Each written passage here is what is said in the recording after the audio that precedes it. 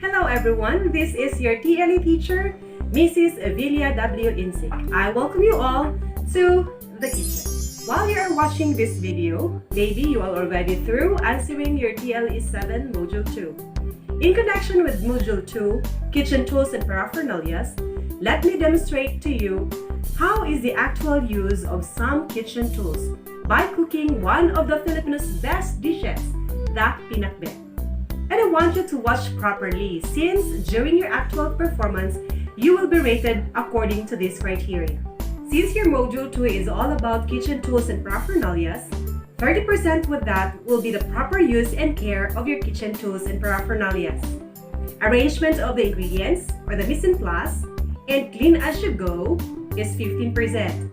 Food safety and sanitation practice, 15%. Knowledge of preparation, 15%, attitude, punctuality, and of course the proper cooking attire is 15%. We also have the food presentation for 10%, for the total of 100%. You already have the idea as to how you will be rated during your actual performance. So, let's begin. We have here our bitter gourd or ampalaya. We have the long yard beans or what we call the sitaw. We also have squash or kalabasa, eggplant, the lady's finger or the okra. We also have here our garlic, onion, tomato, and we also need water later, and then oil. For the oil, you can make use of any kinds of oil, but in my case, I am using the canola oil. And we also have here the meat. For the meat, you may be able to use your own choice of meat. We also have here with us the different tools and materials used in cooking your pinakbet. So first, of course, we have the chopping board. This is where the chopping, the mincing is done. We also have here the liquid measuring glass, 3 spoons, garlic press, the knife, peeler, and of course the little canister of which we are going to place in all our minced and cut spices, and of course our dish where we are going to place in all our sliced vegetables. I also have here the colander where we're going to wash and drain the water from the washed vegetables. And of course I have here with me in my side, and at the side of the chopping board is my hand and towel.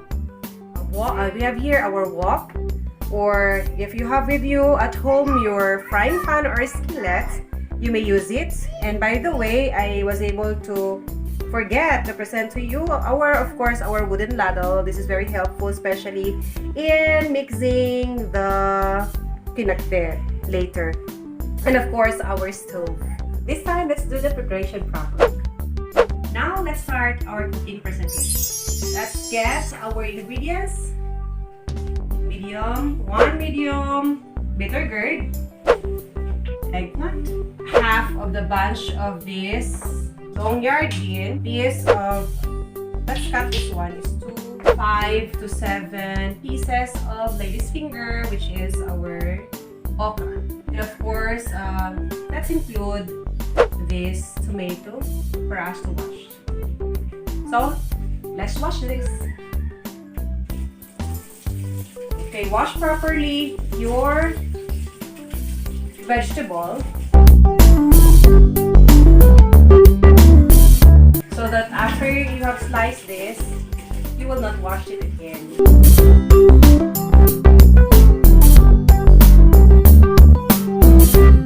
Okay, here's our washed vegetables. So let's start with our onion. So this is how you are going to hold properly your kitchen knife for you to have a proper grip. First time to do like this, it would be very awkward for you to do that. You don't feel at ease in using this. You can also have like this, a proper gripping of your kitchen knife. In doing the slicing of your onions, see to it that your fingers will look like a claw, just like that. so that you'll not be able to cut your fingers. And then, like this, so the your knuckles will be able to touch only to the face of your kitchen knife.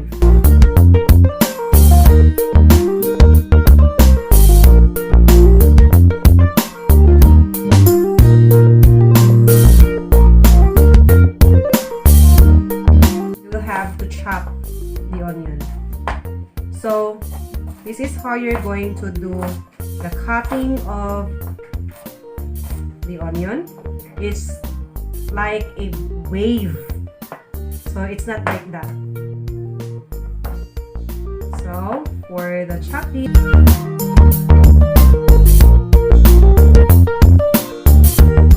and let's place it here.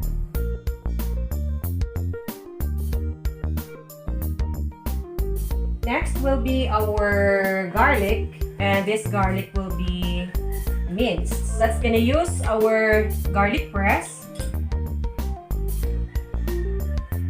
Let's place it here inside with, of course, with its peel, and then do like this, pressing. Okay, after that, see what happened to the garlic. So you'll be able to peel it easily. See? Okay. Do the same thing with the other one. Let's press it. That's why it's called garlic press.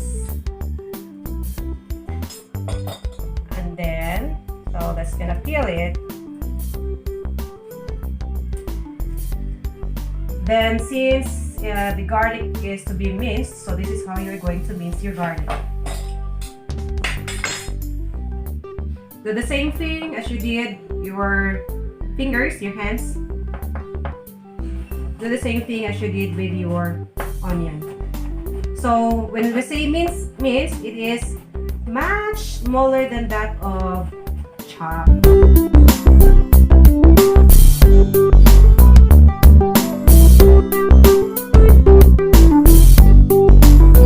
So for the tomato,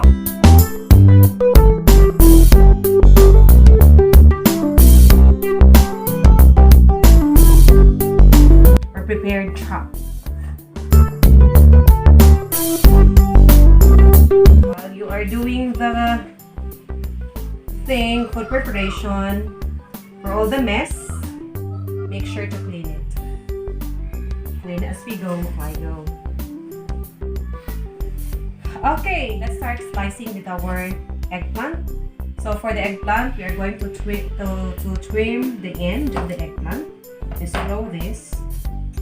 And then we're going to cut this into cube or in your desired slice.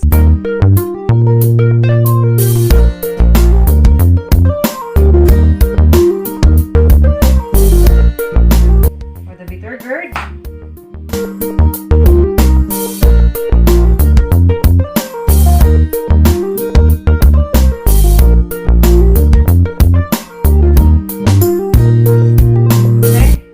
for us to slice our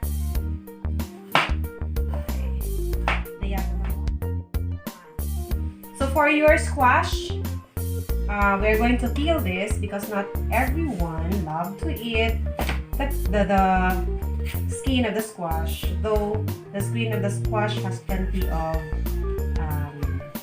nutrients as well. Some may use the peeler like that, but I am not really used to that, so I am very comfortable in using the peeler like this, away from me. Okay, that's it.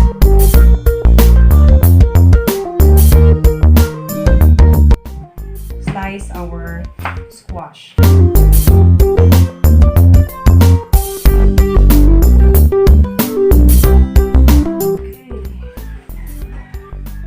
they now look beautiful.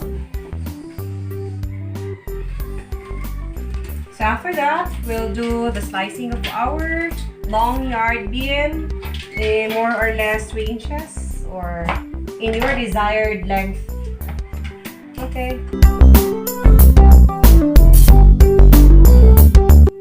You'll be able to prepare your family your nutritious dish for today. So let's do the cutting or the slicing of your what do you call this? Your ladyfinger or your okra. So you have to trim the end. Let's throw that and then cut it halfway diagonally, like that. Okay. So done with our vegetables. Let's skip this. Okay, for the oil and the water, I'm going to show you how to use your measuring glass in measuring your liquid ingredients, especially the water. So here,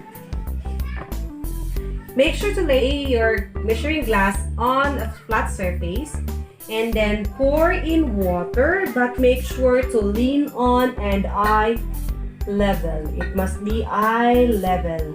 So we will have 1 cup.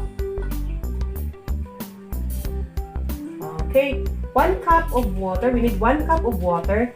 And if you're going to see if it's 1 cup, it must be eye level. Like that. So this is how you're going to make use of your measuring glass. For the oil, since we will only be using a little amount of oil, so we will not use the measuring glass. Instead, we will be using the measuring spoon.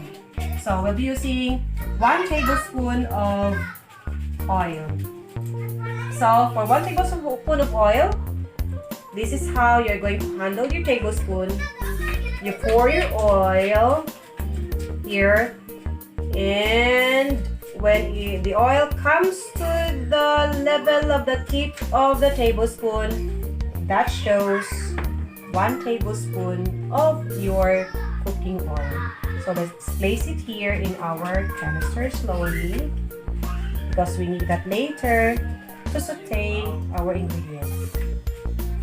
So that's it. You now have the idea as to how you're going to make use of some of the kitchen tools and materials in your food preparation. So let's continue. Let's go. Okay, our pan is already hot, so let's put in our oil.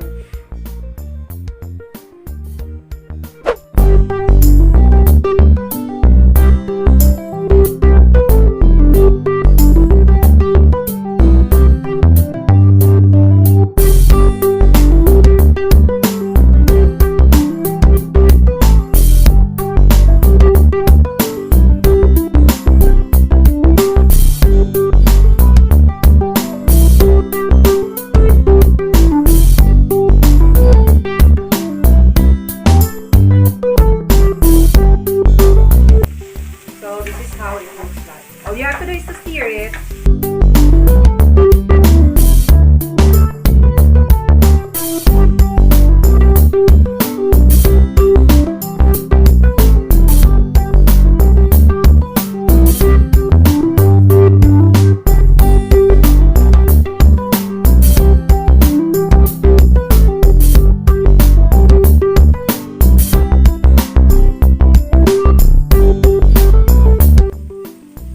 Let's add in water.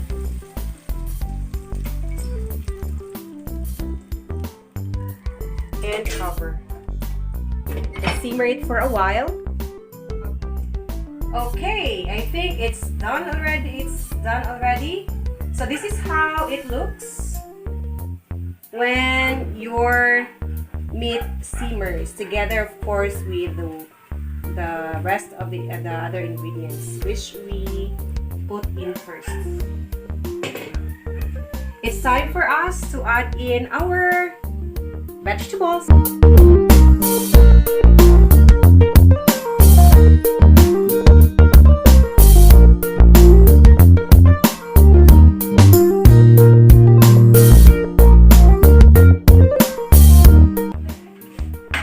And let's mix this.